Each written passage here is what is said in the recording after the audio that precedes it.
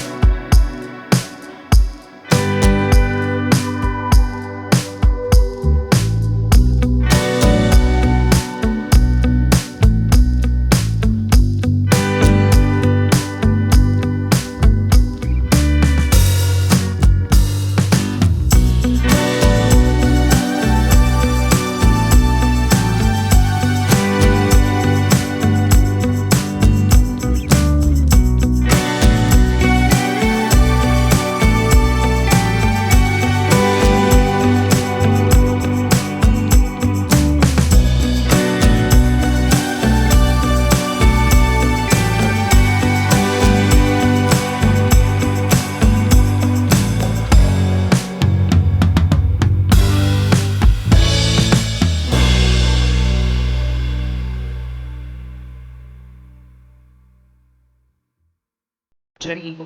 नक्शे का अनुसरण करते हुए लियोरा एक छिपी हुई गुफा के प्रवेश द्वार पर पहुंची, जहां स्वर्ण अमृत होने की संभावना थी। प्रवेश द्वार की रक्षा एक विशाल पत्थर का गोलेम कर रहा था, जिसकी आंखें तेज रोशनी से चमक रही थीं। जैसे ही वह पास आई, गोलेम ने हिलते हुए उसका मार्ग अवरुद्ध कर दिया। केवल शुद्ध हृदय वाले ही प्रवेश कर सकते हैं, उसने गड़गड़ाते हुए कहा। लियोरा ने स्थिर आवाज में कहा, मैं स्वर्ण अमृत की खोज अपने गांव की रक्षा और अपने लोगों की सुरक्षा के लिए कर रही हूँ। गोलेम की आंखें उसकी आत्मा को टटोलते हुए उसके हृदय को जांचने लगी। एक तनावपूर्ण क्षण के बाद उसने एक तरफ हटते हुए उसे प्रवेश करने दिया। तुम्हारा हृदय सच्चा है, आगे बढ़ो, लेकिन भीतर के परीक्षणों से सावधान रहो। गुफा एक भूल भुलैया थी, जहां हर सुरंग पहले से अधिक खतरनाक थी।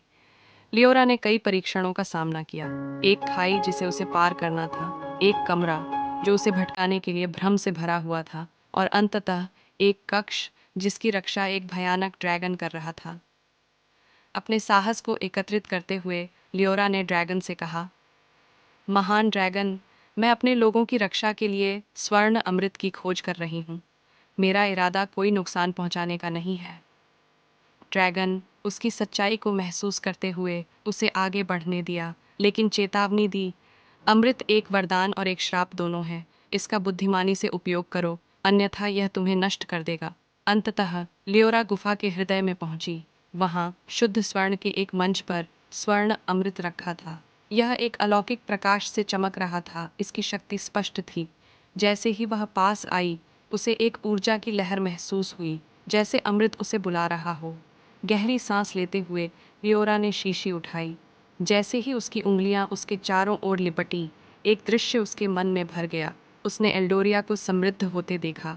उसके लोग सुरक्षित और खुशहाल थे, लेकिन उसने अंधकार भी देखा, अमृत की संभावित भ्रष्टता की चेतावनी। अमृत के साथ लियोरा गुफा और जादुई जंगल से वापस लौट आई।